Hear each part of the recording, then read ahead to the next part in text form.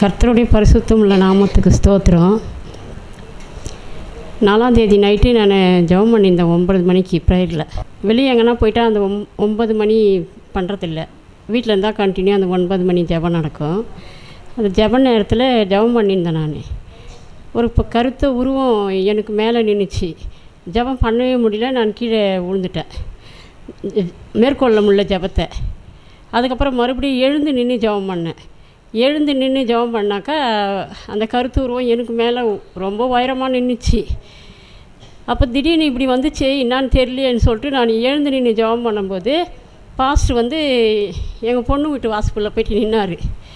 அவன் எங்கள் பொண்ணு திருவண்ணாமலையில் இருக்கிறாங்க, நாங்கள் வந்து வேலூரில் இருக்கிறோம்.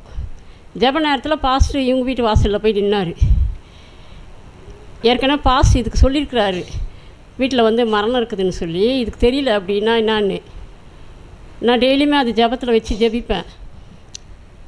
அப்போ 4ஆம் தேதி காலையிலே இது எனக்கு நான் ஜெபம் பண்ணியிருக்கும் போதே எங்கள் மருமகன் ஃபோன் பண்ணார். ஜெபத்தை விட்டு எழுந்தேன், இந்த பாஸ்டர் அங்கே போய் நின்று தான் நான் தரிசனமாக பார்த்தேன். உடனே எங்கள் மருமகன் ஃபோன் பண்ணாங்க, இந்த மாதிரி உடம்பு சரியில்லை, இப்படி இருக்குது பாப்பா அப்படின்னு, நீங்கள் வாங்க கிளம்பின்னு சொன்னாங்க. அதுக்கப்புறம் உடனே இது பண்ணிச்சு போன எங்கள் பொண்ணு, இந்த மாதிரி உடம்பு சரியில்லை வாங்க வாமா அப்படின்னு சொல்லிட்டு. நாங்கள் 4ஆம் தேதி 5ஆம் தேதி 6ஆம் தேதி நாங்கள் கிளம்புனோம். போயிட்டு இதை சொல்லி பாஸ்டர்கிட்ட வந்து கூட்டின்னு போய் ஜெபம் பண்ணுவா அப்படின்னு சொல்லி அதுக்காக நாங்கள் கிளம்புனோம். அங்கே போனாக்கா வேறு மாதிரி நடந்துகிட்டு இருக்குது.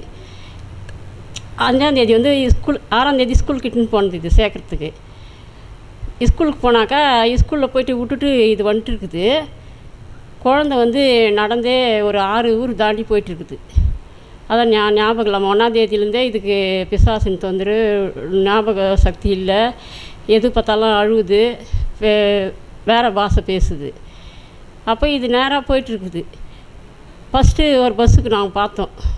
நாங்கள் போயிட்டோம் 4 மணிக்கெல்லாம் திருவண்ணாமலை போயிட்டோம். அங்கே போனாக்கா ஃபஸ்ட்டு பஸ்ஸில் வந்தால் காணோம்.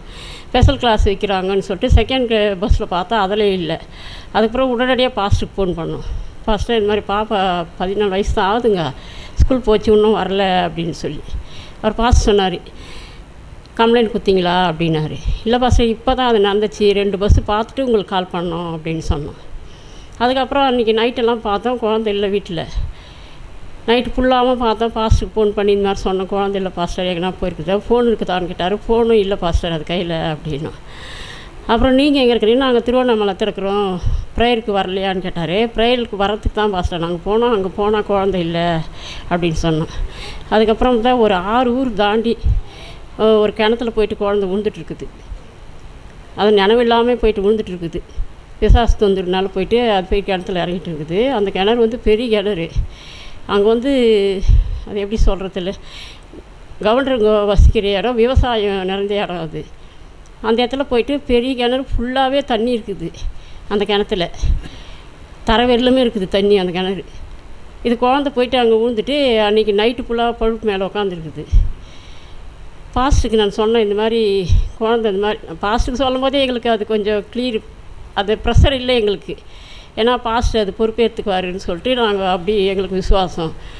அதனால் போயிட்டு நாங்கள் சொன்னோம், பாஸ்டர் உடனடியாக பொருத்தனை ரெடி பண்ணுங்க அப்படின்னு சொன்னார். பொருத்தனை வேணும் சிஸ்டர், அது கடவுள் சொல்லியிருக்கிறாரு, அது குழந்தைக்கு வந்து ஆபத்து இருக்குது. தண்ணியில் வந்து கிணத்துல வந்து ஏகப்பட்ட பாம்புங்கோ, பாம்பு மீன் எல்லா வித விஷப்பூச்சிகளும் அது நைட்டு ஃபுல்லாகவே இதை தொந்தரவு பண்ணி கடிச்சிருக்குதுங்க. இது நைட்டு ஃபுல்லாகவும் ஏசப்பா இதை கரத்தில் வச்சுருந்துருக்கிறாரு.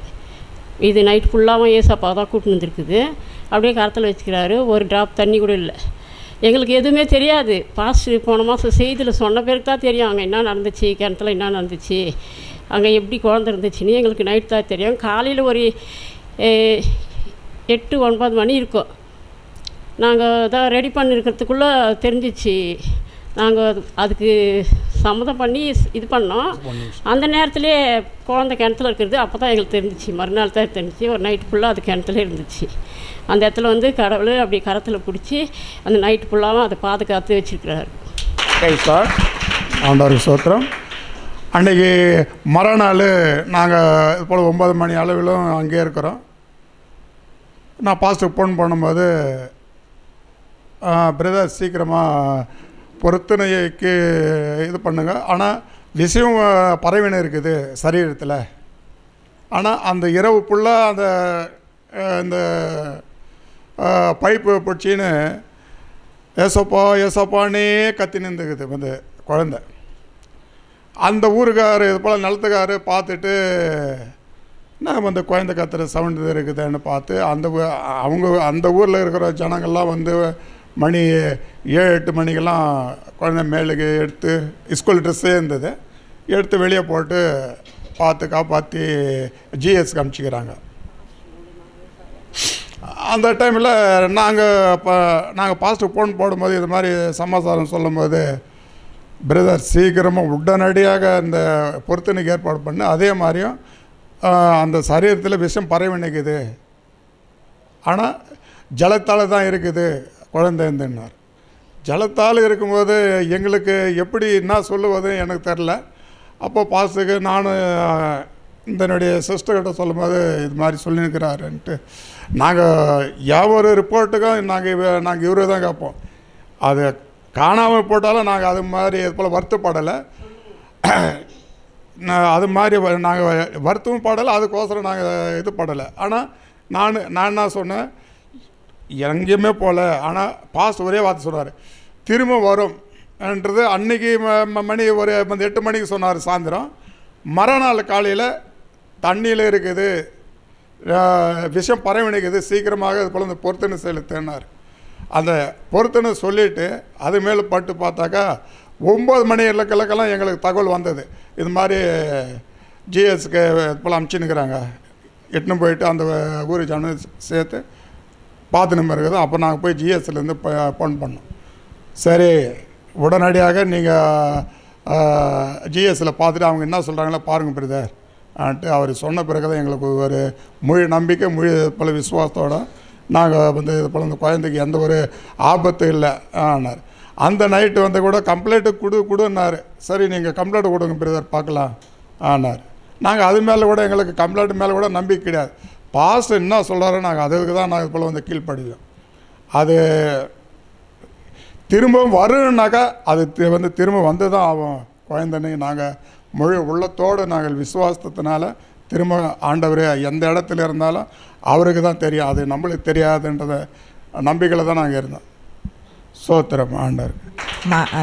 என்னுடைய மகளை ஆண்டவர் சுகமாக நல்ல மாதிரியாக காப்பாற்றி கொடுத்ததற்கு ஆண்டவருக்கு கொடான கொடி நன்றி.